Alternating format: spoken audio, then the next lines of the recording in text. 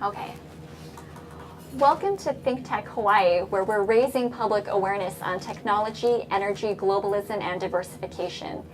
Today's program is Asia in Review, and I'm your host, Ellise Akazawa. And my guest today is Yujing Shentu, a Vassey Fellow at Pacific Forum CSIS. Welcome, Yujing. Pleasure. Thank you so much for inviting me here. Of course. So can you tell me a little bit about your background? First of all, how did you end up in Hawaii? Wow, that's a very good question. Hawaii is a paradise city. I come from a paradise city in China. Oh, okay. So, what city in China are you from? Hangzhou. Yeah, Hangzhou is very close to Shanghai. So just jump on the faster train, 1.5 hours, you get there. So I think I need to go to some good place with good people and put my brain work there. So that's the reason I came here. And first I went to the Asia Pacific Leadership Program with U.S Center. And how did you enjoy that program? I hear really great things about it. Yeah, it's very nice program, and you got a lot of opportunity to meet the people from different countries, and they have their own expertise and cultural background. So that's the reason we travel a lot. We even got the opportunity to went to Washington D.C. Oh, wow. Yeah, and we visited Central Illinois. Oh, okay. I sit right close with him, and he talk a lot, and that must have been an amazing opportunity to get to meet him. Yeah, definitely, and also a lot of other people. So I think it's a very unique experience. Of course, we have high expectation. I give my best wishes to the program, and the next generation of APLP is coming. And one of my Tibetan friends is also will be the next generation of APLP. Oh, wow. Yeah. So I think I'm quite lucky. Then I got the professor's introduction and to the program of the political science department at UH Manoa. Okay, and is that where you're doing your graduate work right now, the political science department at UH? Yes. Okay. That's what I'm striving to get my PhD degree done. So that's the reason I got another lucky key. I got opportunity to come to Pacific Forum, CSIS, and have this Vassey fellowship. I'm really grateful for all of this support from the staff and the co-workers, also the fellows. And there are quite a few fellows at Pacific Forum. So for your PhD dissertation, what are you writing on? What topic are you looking at? Oh, thank you for your interest about this. Because my background is international relations, and Chinese domestic policy really influenced a lot about this foreign diplomatic policy transition. So that's the reason bring me to think about what if the Chinese domestic situation get better and the power of the people get channels to the civil society properly, and you see the anti-Japanese government protests happened recently, and you see the people's frustration, not directly target to the Japanese government, not mention the Japanese people. It's kind of like a reflection of domestic turmoils, of unemployment, environment situations, all kind of complex situation there. I see. Yeah, so I'm quite engaged in write something about this broad topic about civil society, and we'll link it with the philanthropy project or foundation, how they influence the policy change, including the Chinese foreign diplomatic policy. Okay. Yeah. And what are you researching at Pacific Forum? Wow. That's really a big challenge for me. And Pacific Forum, I want to link it with my personal interest about the regional cooperation. Since I came to U.S., what I want to know is more about the possibility for the young generation could engage into the future. I don't want to say it's an Asian century, but I definitely want to say it's a young generation century. And like our president, Ralph Kosa, he have done for all these young generations, give the opportunities and guide the people to think about what they could contribute or engage themselves. So that's the reason I want to talk a little bit about my research project. It's about shale gas and the U.S. China cooperation. And that will be the focus of our program today. We're going to be talking about U.S. China cooperation on shale gas, so that fits neatly into your research area. Yes. Thanks a lot for giving me this opportunity. Of course. So what specifically are you researching on? What aspects of cooperation are you looking at? I specifically want to put this into the details about how the Chinese foundations, for example, Chinese Energy Association Foundation, or the Chinese entrepreneurs, how they personally or grouply put the efforts into this cooperation, like to push this cooperation and into the reality. Because a lot, I know, according to my research, a lot U.S. companies and the Chinese companies now are working in the forefront, working together to see how they can deal with this big challenge from this energy and climate change. Yeah. So in discussing shale gas in general in China, what are the issues surrounding that, first of all? So is China looking to acquire shale gas domestically for domestic consumption? Is it looking to acquire shale gas to export it internationally? What's going on there? For now, for this stage, I think China's demand for the energy is increasing these recent years, and they want to acquire some, not really acquire, it's kind of investment, overseas investment in maybe North America market, because the U.S. got a brilliant achievement in the shale gas revolution. So Chinese need the know-how, need the experts. So back to Chinese domestic market, see whether we can work on that area, because that's natural gas, the largest reserve in China, and we can see if any opportunity can exploit these untouched reserves. Yeah. So the picture I guess you're painting here is that China is sitting on one of the world's, or is it the world's largest shale gas reserve? Yes. And what it's looking to get from the U.S. is knowledge, technology. That's where that future cooperation might lie. Yes, and also it will bring the people together and work on this technology issue. Also, I think the most important is the geopolitical issue, because if China can work on this and solve this energy demand issue, will help for the whole global climate change, like smoothly working out some resolutions, because right now we have increasing global interest in this issue, climate issue. Yeah. Okay. So what we hear about a lot regarding China, at least in the U.S. media, is that the Chinese population is growing, that we have many millions of people entering the middle class, and with the middle class lifestyles comes demand for energy intensive products. People want, home appliances, they want cell phones, they want laptops, and all of that really increases the demand for energy in China. Is that what the energy picture in China is looking like? Is there a greater demand because of these reasons, or are there other reasons as well? Yeah, this is definitely one of the reasons, but the whole reason, there I can put it in macro level and micro level. Okay. I think macro level is related to the whole global change. Like you see, we have industrialization things in the developing countries. For these developed countries, especially in the East Asia, South Asia, we definitely see all the business and factories there, and they need a lot this kind of fuel. The demand for the fuels, for the energy is increasing there. So that's the basic reason. I think it's because of industrialization. And second reason will definitely be the globalization. See, that's two catchphrase. It's like globalization means like we have a lot of opportunity can go. For example, like me, I travel here and I will take the faster train, right? Faster train take 1.5 hours. Means transportation need a lot of fuels to lift the speed.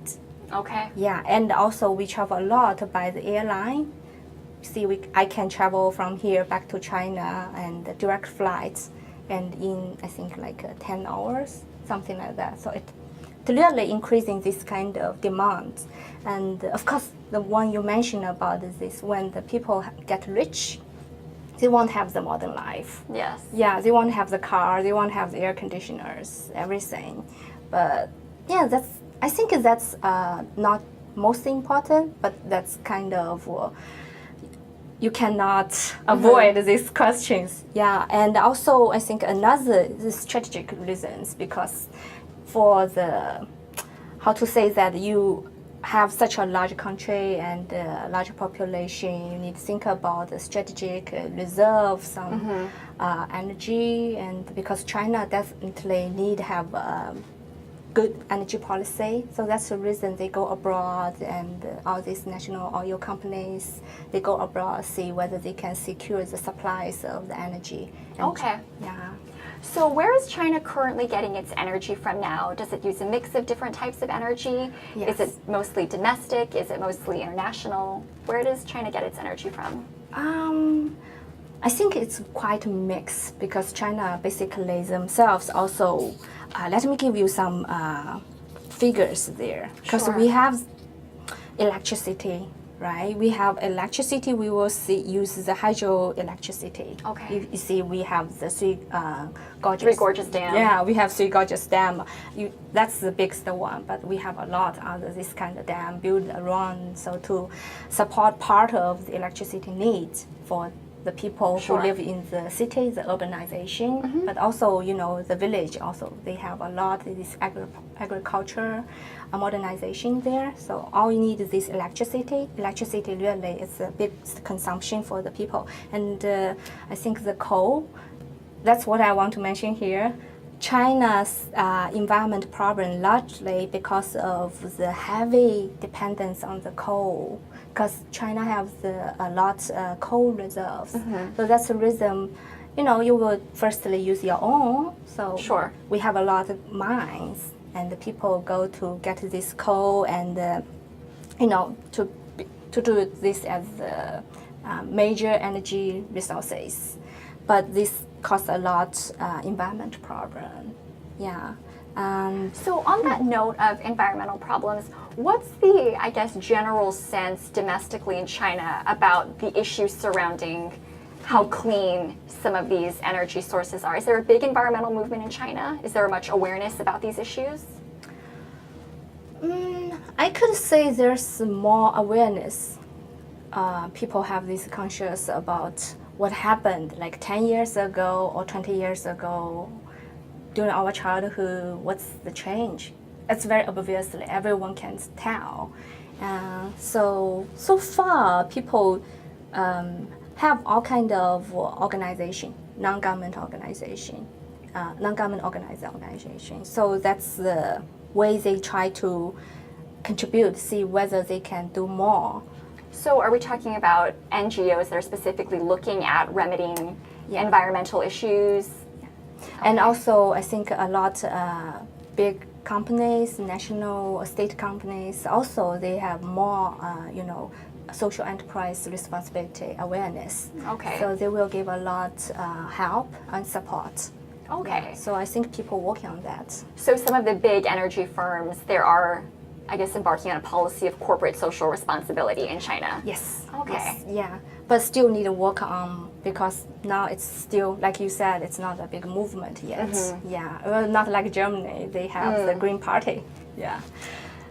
So in addition to coal, what other energy sources are there? Yes, and the natural gas. Natural gas is directly linked with the shale gas, what we talk today. Shale gas is one kind of natural gas, and which is untapped in China so far. China was the fourth largest global consumer of the natural gas. So that answer your question. We have a lot import from overseas, and we have some other. We have some own oil and natural gas reserve in China. So that's kind of combination together. But the demand and the social need increasing. So we still need to find other resources to fulfill this demand. That's the reason we have the nuclear plants. Okay. Yeah, we all know since Japan, the earthquake, and in the society we do have the concerns about the security. issue about nuclear power plant. And most of the nuclear power plant, you know the technical difficulties. It would be easier put around the coastal area. Okay. Yeah, Yes. but for how about the inland? Inland, they do need the energy for this electricity, everything. So for that part, nuclear doesn't really suitable. And nuclear need a lot of investments. Yeah, it's not like a short-term tools, like measures you can use in nuclear. Nuclear power plant is kind of long-term vision thing. Yes. Yeah. Also renewable energy, that's Is that gaining a lot of momentum in China? Are a lot of people looking at renewable energy sources? Yes, yeah. So we heard about a lot about solar energy, wind energy.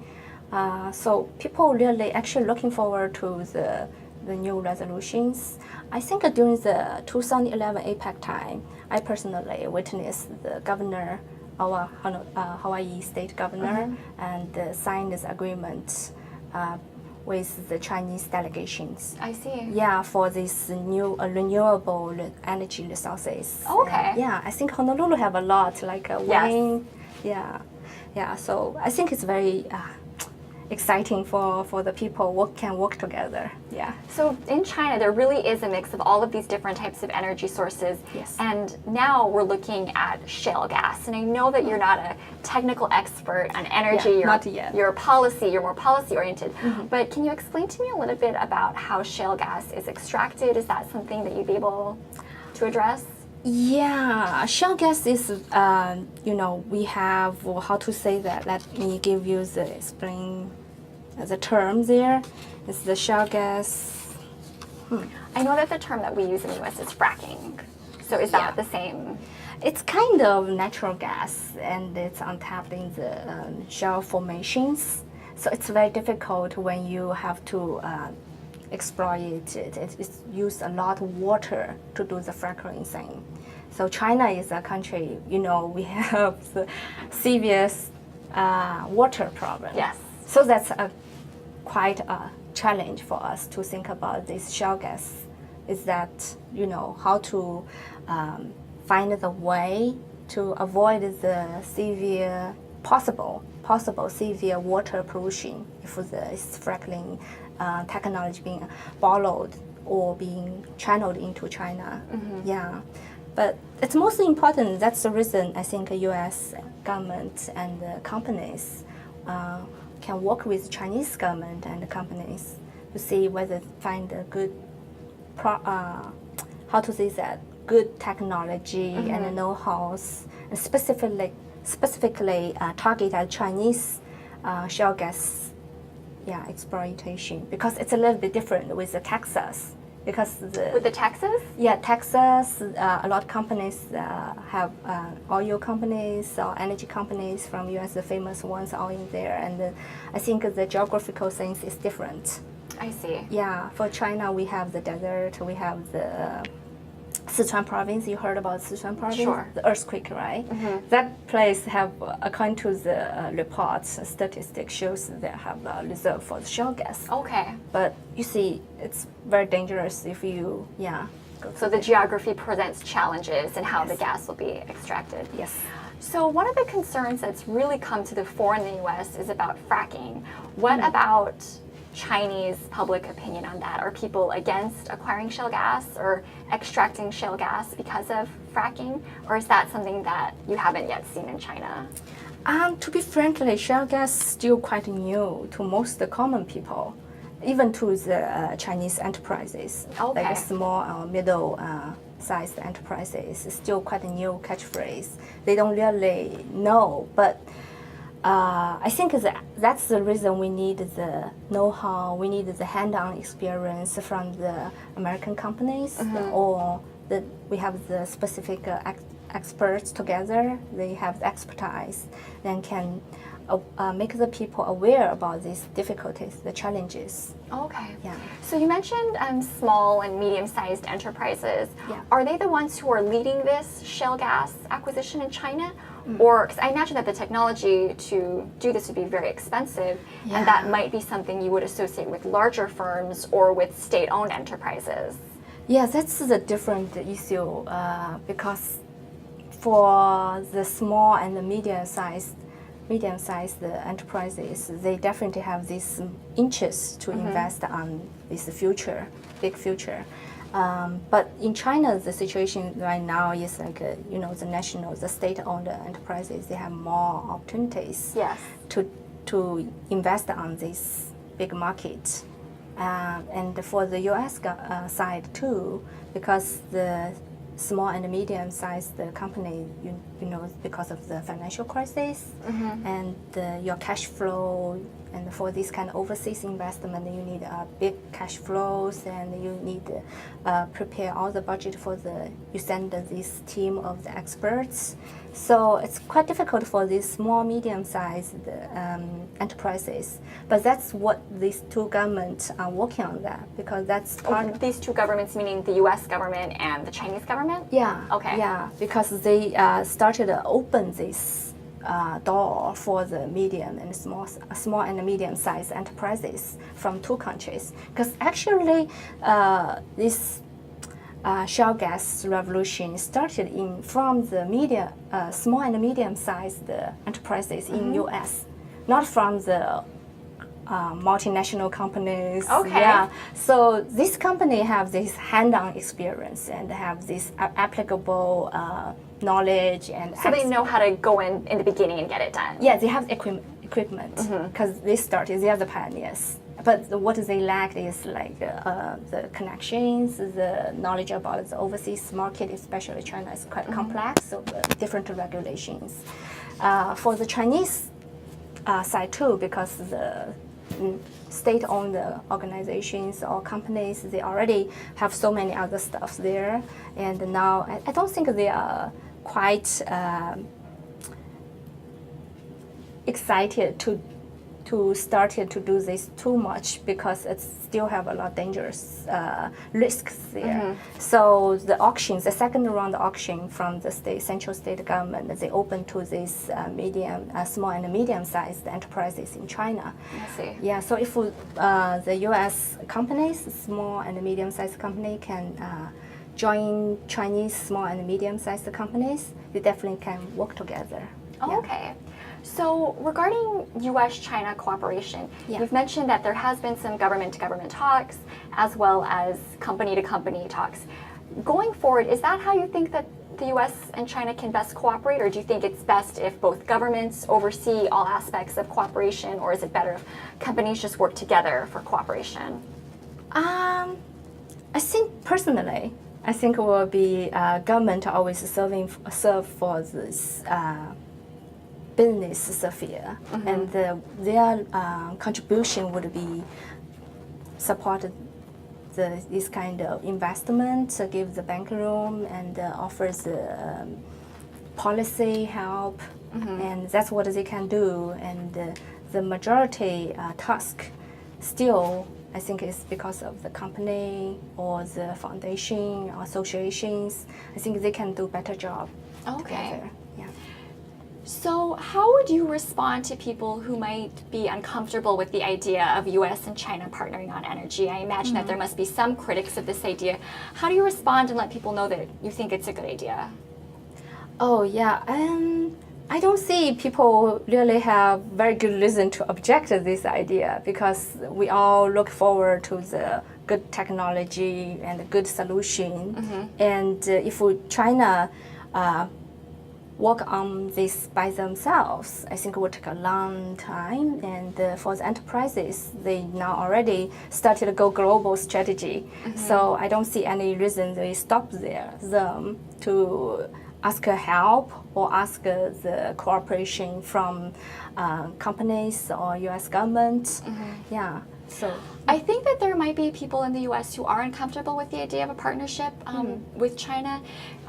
I know that China is looking for a peaceful rise, but many people in the United States do not perceive China as peacefully rising and feel very threatened. How would you respond to arguments like that?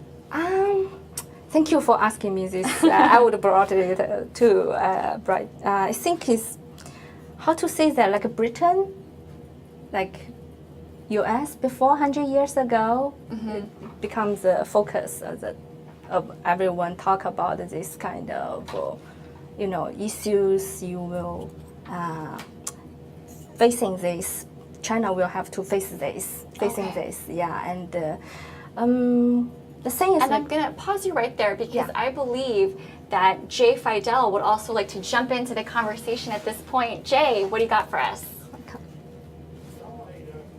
I want to tell you about two things. One is a program we're doing on May 23rd. We're doing a program at the Plaza Club on May 23rd, and it's going to be all about housing in Hawaii. This is going to be a fabulous program, and in fact, it's being covered in the news already. What are we going to do for housing?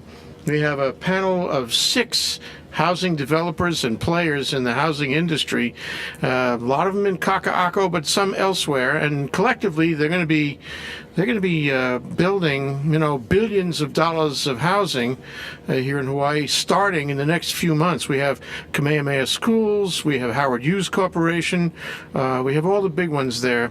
It's going to be moderated by Harry Saunders. He's the president of Castle and Cook Hawaii. They're also a housing developer. And we'll have some economic remarks from your friend Paul Brubaker, who is an economist and also a provocateur. He makes very interesting remarks. So anyway, this is May 23rd, Thursday, next week at the Plaza Club.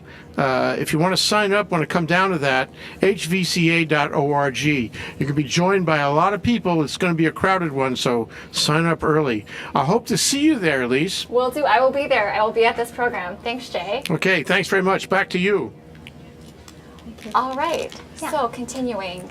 Oh yeah, I think that's the question you need to face and to explain, and that's the reason I really personally I think cooperation give very good opportunity for the people who have different opinion about what happened in the world when they cooperate on one project, which this project bring a lot benefits.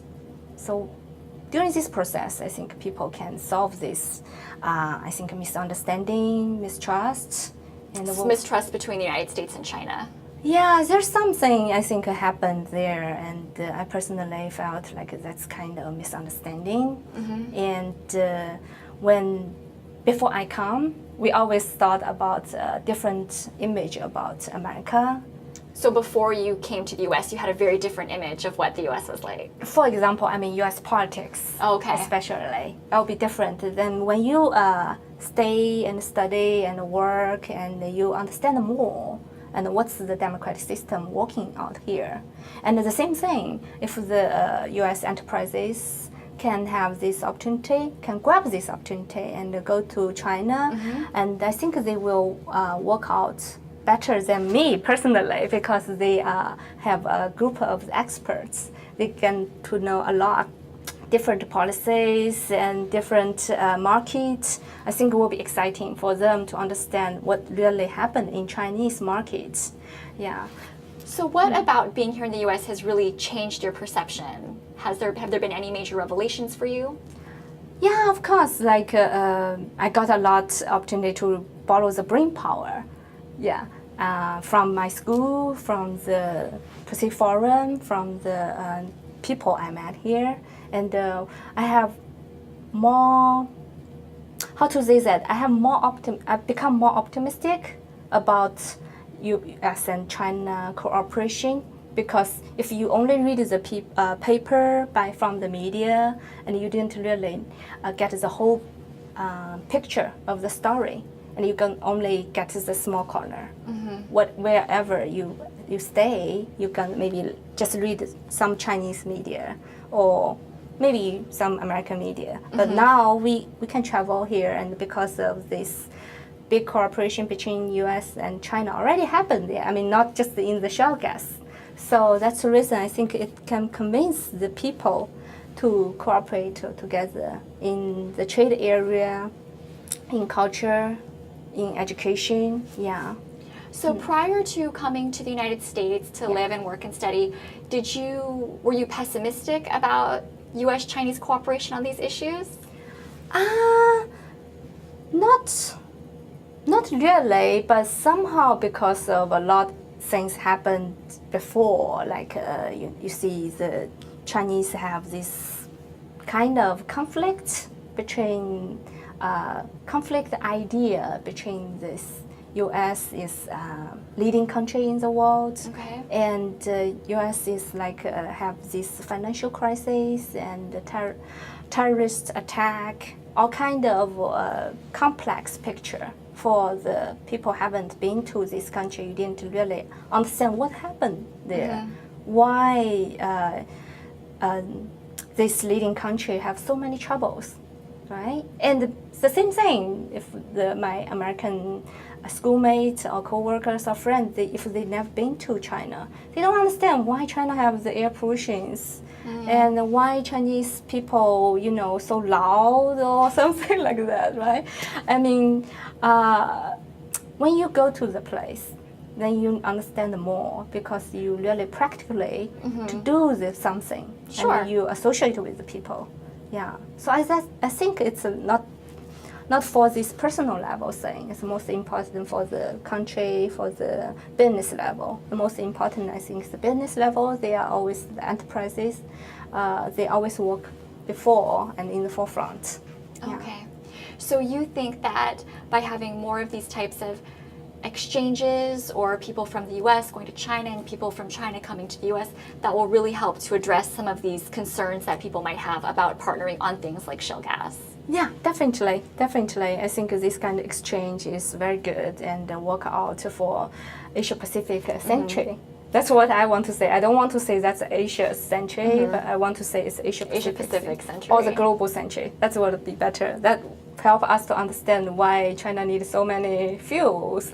Yeah, we need to expedite the flight and come to visit US and your people too. Right? Welcome to China.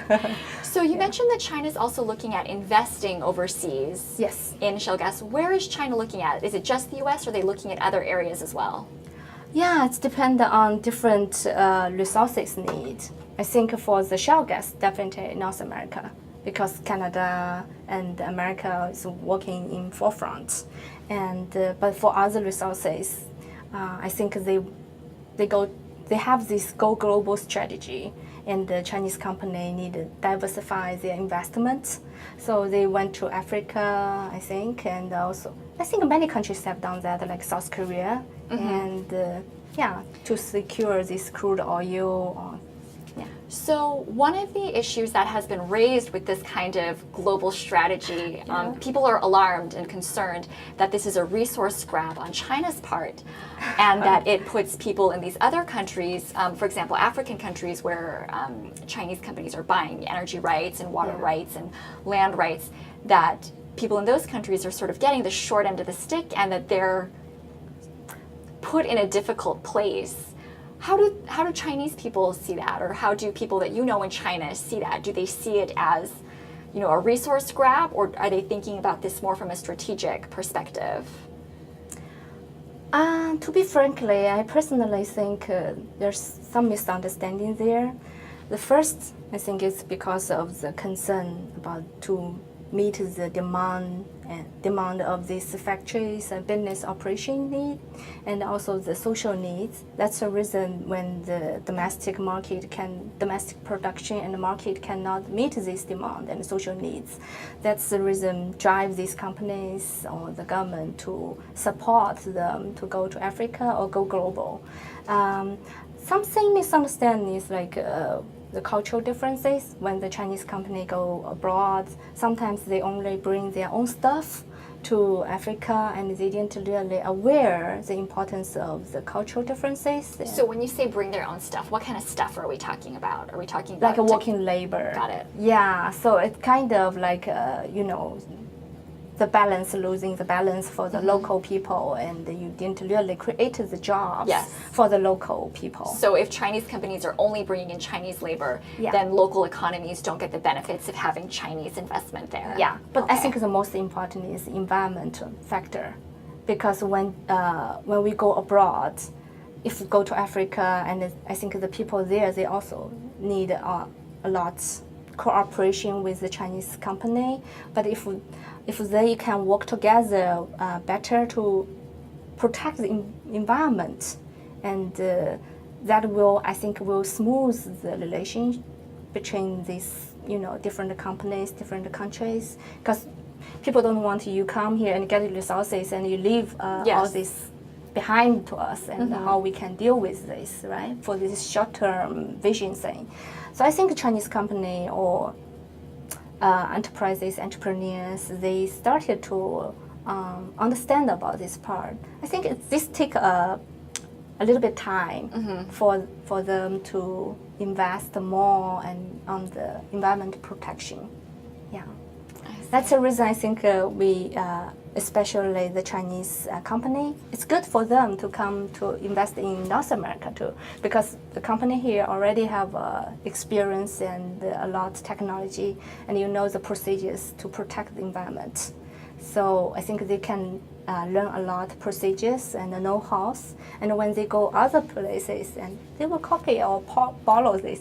Sorry, I use the copy. Yeah. Sometimes I think, why not? We copy every time, right? So when we're talking about Chinese investment in North American energy resources, what specifically is meant by the term investment? Does that mean they're buying land? Does that mean they're buying technology? Does that mean they're acquiring stakes in companies? What does that really mean? I think for the energy resources area, for now, the Chinese company go abroad, they only acquire the stakehold.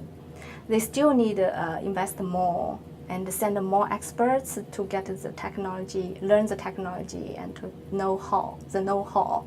So for now, it's still in the very beginning stage. Yeah, so it's not really. So that's the reason I want to say need to have more cooperation between the two countries, and we'll start to this kind of flow smoothly. Yeah. So one of the things that I had mentioned was public opinion and how there might be some concerns in the United States, and I imagine there might be concerns in China as well from the domestic public. Does that? Do Chinese citizens have concerns about partnering with the U.S.? Is the U.S. seen as a competitor? Chinese part, we always look forward to have more technology, and of course we need to encourage our own innovative achievements. And but always welcome for these companies, experts come to China and help to protect the environment, because for the U.S. part, you have a lot of concerns. See whether we'll copy, really steal away the technology or something like that.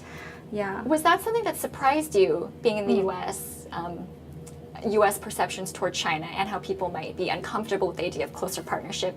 Were you surprised by that when you came here? Or is that something that you knew happened from when you were still living in China?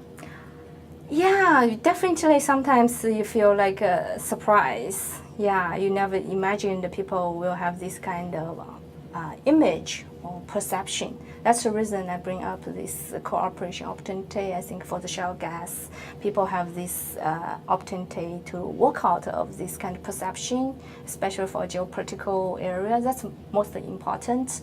For you see the PPT and all this kind of pivot or rebalancing, or China's become more assertive, aggressive, all these kind of things. But when we talk more, and I get a lot of opportunity associated with the experts, I think they know China better, or the Chinese experts, they know America better. They never really hold some personal opinion against this. Oh, okay. Yeah. So in your conversations with experts, they don't tend to hold these same sort of fearful views of a cooperative relationship? No, I think they know better, and they know what's going on there, and that's the reason I think the shale gas project is a lot of people have this expertise on this. They really encourage the governments working together and the companies work on this out and see whether these energy resources could be really tapped on from China's reserves. Yeah.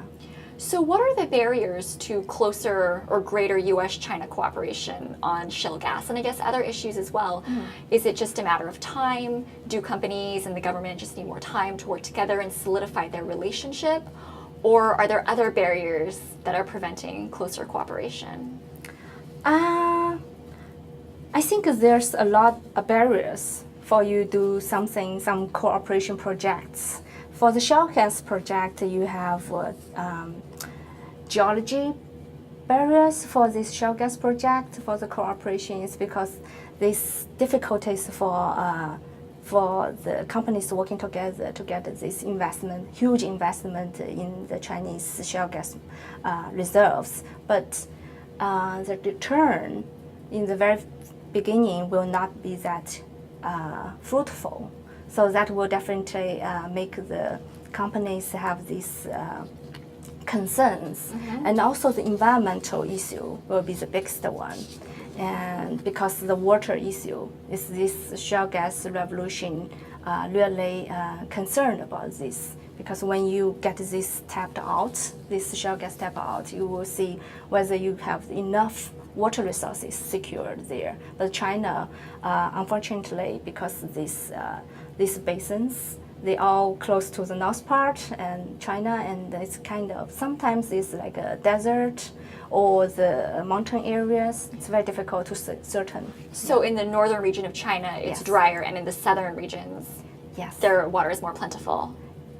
Not necessarily. It depends on different area. Okay. So we have scattered reserves, but the geology difficulties is there. So that I think is the major barriers when investment. But So are the water resources not located necessarily near shale Yeah. gas deposits? yes, like Okay. a Tarim Basin, that's the one have this large reserve there, but it's a desert.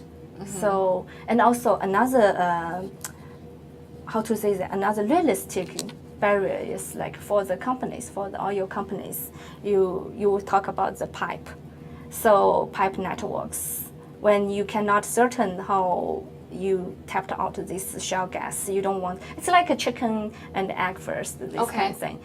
You don't want to invest too much to put all this pipe work out. So because it's a large investment. I see. That's the reason, that's the barrier for the small and the medium-sized enterprises. The upfront investment costs are so high. Yes. Okay. Yeah, so that's the reason we needed to government work together and open the door for the small and medium-sized companies, because then they can have a lot of opportunities and policy favorite. So a public-private partnership.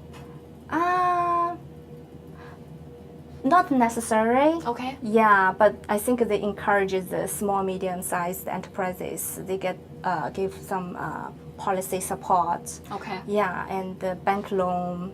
Yeah, so that's the reason I thought like the cooperation project is quite optimistic for the both sides. Okay.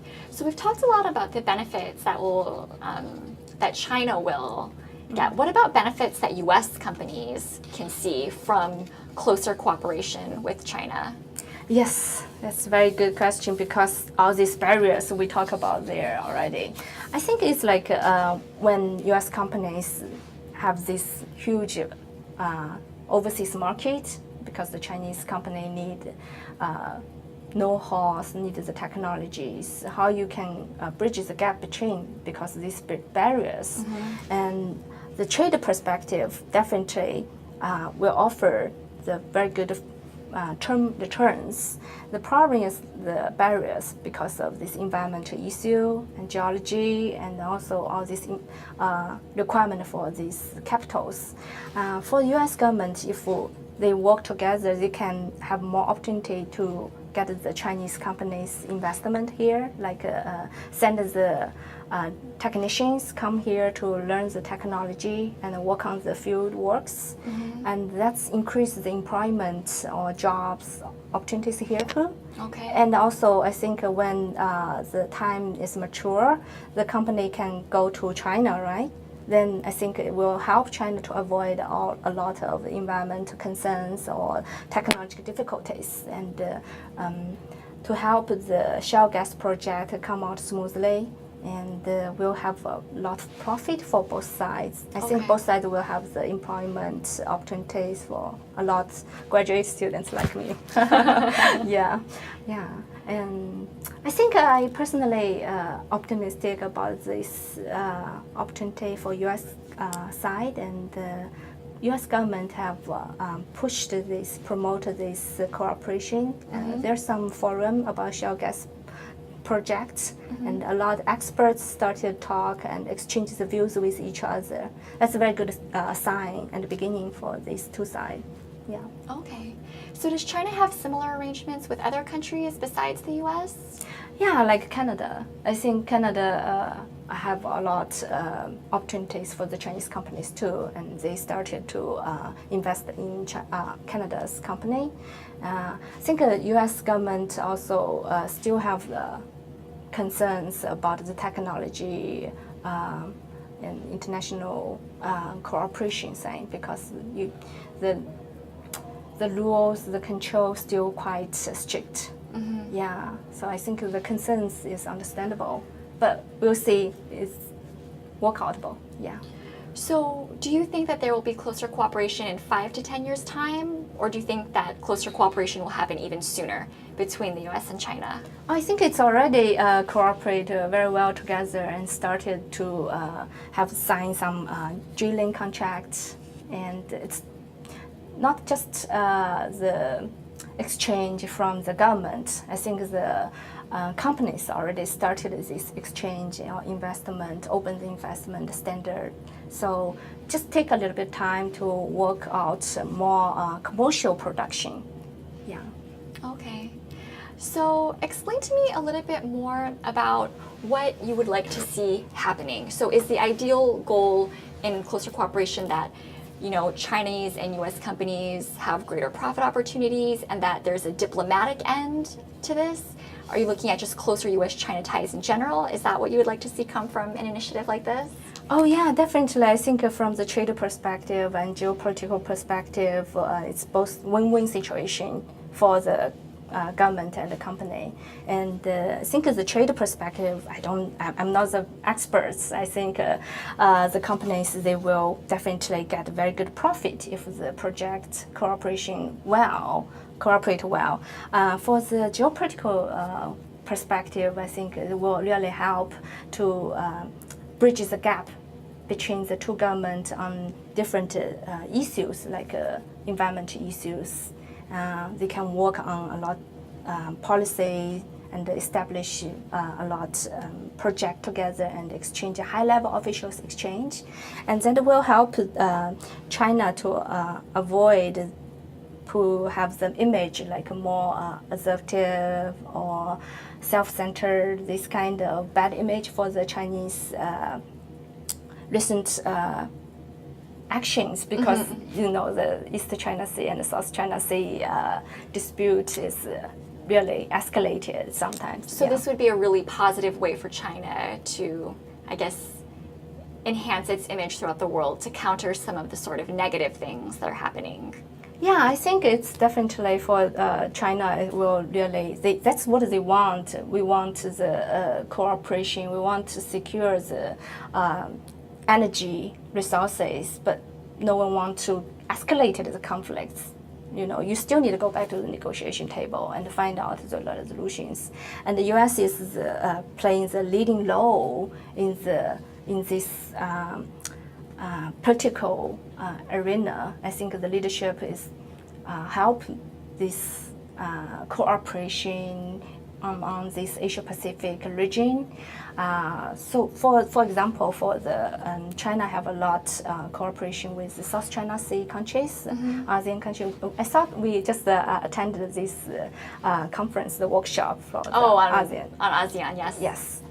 So I think it's very good for the Chinese working with the American government and to do the project together and avoid the mistrust because of this rebalance policy or pivot, because that kind of isolated feel being contained. Yeah. So if I understand you correctly, the U.S. rebalance to Asia, the pivot to Asia, that's seen as containment for Chinese?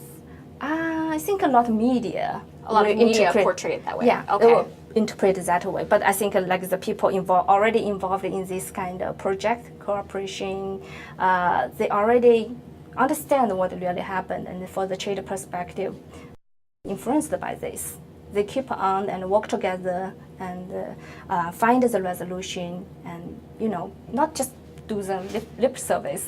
Yeah. So I think it's a very good opportunity for both countries and China have the large reserve, but lack of the technology and the know-how, and the U.S. have the shale gas revolution already, and your government is very active in promote this shale gas revolution, and also the cooperation between the two countries. It will give us a broad picture.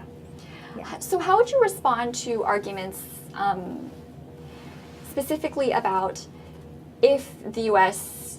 engages in closer cooperation for China? Sure, that might be a good thing for now, but does that present a security risk for us in the future if U.S. companies share all this information and technology with Chinese companies? What are the long-term security implications for that? Okay, good question, because actually shale gas project is kind of different, because the geology differences. What Chinese company need to do is they come here and learn know-how, but for these technology things, they cannot take every kind of applicable equipment to China's land because it's different geology. You still need to do some innovative technology achievement on your own. You need to invest on this innovative technology study or research. But the thing is, I think since U.S. already achieved such a high level revolutionary for the shale gas. You have a lot of technology and know-how, and the people work together, overcome another difficulties, challenges for shale gas in different area. And definitely the concerns for this technology thing will be the potential risk for the national security. See, that's the reason I think the project encourage for the cooperation. The first thing is losing the control of this technology export. That's answered your previous question. When you export certain technology, and it will guarantee a lot profit and employment opportunities. National security, I think if China cannot get the opportunity to cooperate with these top leading countries, which have already had this successful technology achievement, where China should go to. I mean, I think take a long time for a country like China to learn the lesson, because we already have this air pollution. And I think the environment issue is a global issue. Yes. Yeah, it's global security. So compare with that, I think national risk is very difficult to define, because global risks also is national risks, yes, right? Of course. Yeah, it's not military, it's not that sensitive, it's not like defense issue, it's not like defense technology. It's like help the country who have the larger population, who have the largest reserve of this untapped shale gas, but who don't know how to proceed to get this out and to in a relative safe and environment protect context. So yeah. So if China is able to develop all of its own internal technologies and really acquire the shale gas in its borders, yeah. What are the implications of that for China? Does that mean that China will be able to meet all of its energy needs in the coming years? Would that really enhance the supply of energy available to China? Yeah, it will really help China to meet the high skyrocketing the demand for the energy or social needs, and will actually decrease the global concerns for the global strategy of the Chinese company go to the Africa or get the resources. I mean, China going to exploit their own reserves and concern on their own environment problems, because that's what we need to face and need to resolve it. So U.S. actually playing the leading role again in this project in different perspective, in trade perspective, in technology perspective, in environment perspective. So it will be really a win-win situation in my personal view. And I imagine if China is able to meet all of the energy needs for its growing industries, that would also have a positive impact for the U.S. economy and for the global economy as well, if China can meet its energy demand. Yeah, I mean, China always want to be independent on technology innovative achievement, but it takes time.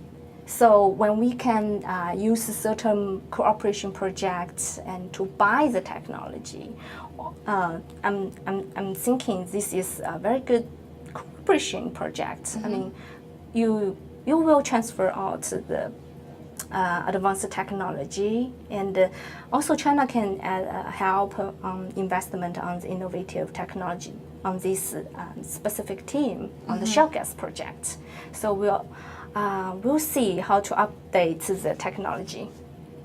All right. Well, that has been a really great discussion. Thank you so much to Yujing Shentu, Thank you a so much Vassey for- Fellow at Pacific Forum CSIS, for sharing your thoughts on U.S. China cooperation on shale gas. It's a really informative program, so thank you for being here. Thank you so much. I really like your questions. Oh, thank you. Thank and you. Thanks again to Jay Fidel for having us here today. This has been Asia in Review. I am your host, Ellise Akazawa. We look forward to seeing you in our next program. Thank you.